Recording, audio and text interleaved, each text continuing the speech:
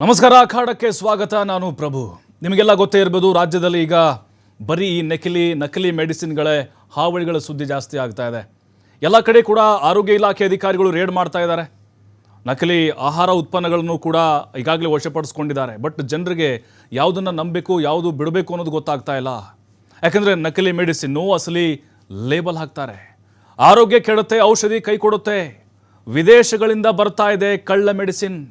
ಜನಸಾಮಾನ್ಯರು ಹಾಗಾದರೆ ಹೇಗೆ ಇದನ್ನು ಬಿಲೀವ್ ಮಾಡಬೇಕು? ನೋಡಿ, ಮೊನ್ನೆ ಆಗಿರುವಂಥ ಒಂದು ಘಟನೆ, ಸುಮಾರು 5 ಕೋಟಿ ಬೆಲೆ ಬಾಳುವಂಥ ನಕಲಿ ಔಷಧಿಗಳನ್ನು ವಶಪಡಿಸ್ಕೊಂಡಿದ್ದಾರೆ. ಈಗಾಗಲೇ ಕಿಂಗ್ ಪಿನ್ ಅನ್ನು ಕೂಡ ಅರೆಸ್ಟ್ ಮಾಡಿದ್ದಾರೆ. ಆ ವಿದೇಶದಿಂದ ಆತನನ್ನು ಕೂಡ ಕರೆತರುವಂಥ ಪ್ರಕ್ರಿಯೆಗಳು ನಡೀತಾ ಇದೆ.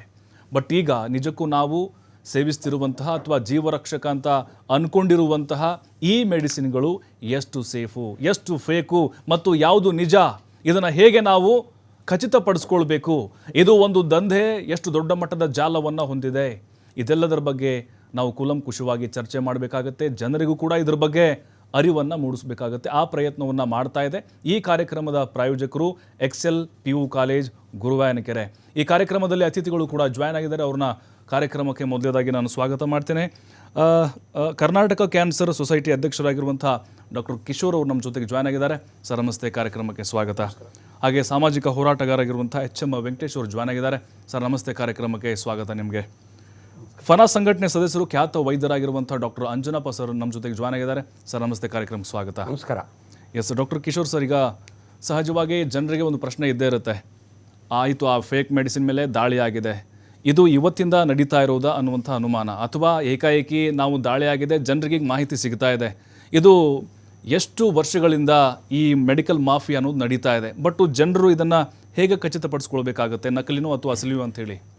ಸೋಜಿಗೆ ಸಂಗತಿ ಏನಂದರೆ, ಇವತ್ತಿದ ಬೆಳಕು ಬಂತ ಅಂತ, ಇಷ್ಟು ವರ್ಷ ಯಾಕೆ ಬರಲಿಲ್ಲ ಅಂತಕ್ಕಂಥ ಒಂದು ಪ್ರಶ್ನೆ.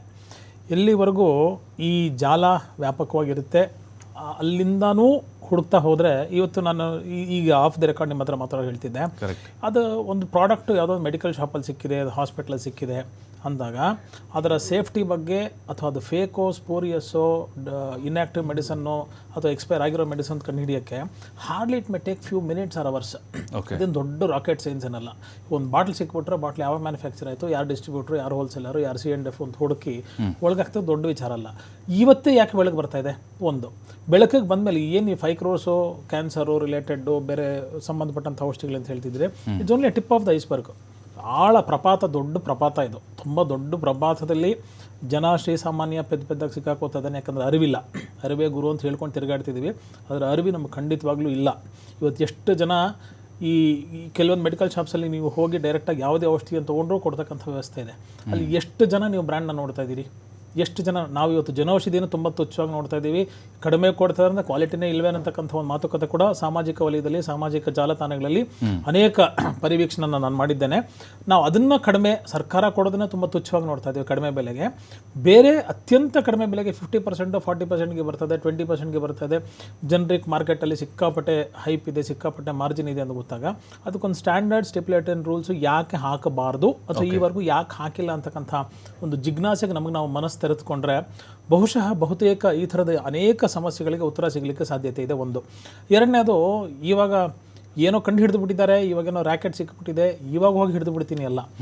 Deep within if you go, ಆಮೂಲಾಗ್ರ ಪರಿಹಾರ ಬೇಕು ಅಂದಾಗ ಒಂದೊಂದು ಇಂಚಲ್ಲೂ ಪರಿಗಣನೆ, ಅವಗಾಹನೆ ಆದರೆ ಮಾತ್ರ ಇದಕ್ಕೊಂದು ಪರ್ಮನೆಂಟ್ ಯಶಸ್ಸು ಸಾಧ್ಯನೇ ಹೊರತು ಇವತ್ತು ಕೂಗಾಡ್ತೀವಿ, 4 ದಿವಸಕ್ಕೆ ತಣ್ಣಗಾಗುತ್ತೆ, 15 ದಿವಸ ಇದೇ ಪ್ರಾಡಕ್ಟೇ ಮಾರ್ಕೆಟಿಗೆ ಬರುತ್ತೆ. ನಾವು ಕೋವಿಡ್ ಟೈಮಲ್ಲಿ ನೋಡಿದ್ವಿ, ರೆಮ್ಡೆಸಿವಿರ್ ಅದು ಇದು ಸಿಕ್ಕಾಪಟ್ಟೆ ಏನೆಲ್ಲ ರ್ಯಾಕೆಟ್ಗಳಾಯಿತು ನೋಡಿದ್ವಿ. ಆವಾಗಾದರೆ ಎಚ್ಚೆತ್ಕೊಂಡಿದ್ರೆ ಈ ಪರಿಸ್ಥಿತಿಗೆ ಇವತ್ತು ನಾವು ಬರ್ತಾ ಇರಲಿಲ್ಲ. ಯಾವುದೋ ಒಂದು ಬಿಡದಿ ಹತ್ರ ಒಂದು ಗೋಡೌನಲ್ಲಿ ಯಾರ್ದೋ ಓನರ್ಶಿಪ್ಪು, ಯಾರ್ದೋ ಅಲ್ಲಿ ಏನೋ ಪ್ರಾಡಕ್ಟ್ ಸಿಕ್ತು, ಇಷ್ಟೇನಾ? ಇದು ಒಂದು ಗುಲ್ಗಂಜಿ, ಸಾಸಿವೆ ಕಾಳು, ಬೃಹದಾಕಾರವಾದಂತಹ ಬೆಟ್ಟ ಈ ಒಂದು ಅಣುಕು ವ್ಯವಸ್ಥೆಯಲ್ಲಿ ನಡೀತಾ ಇದೆ ಅಂತಕ್ಕಂಥದ್ದು ತುಂಬ ಶೋಚನೀಯವಾದಂಥ ಪರಿಸ್ಥಿತಿ.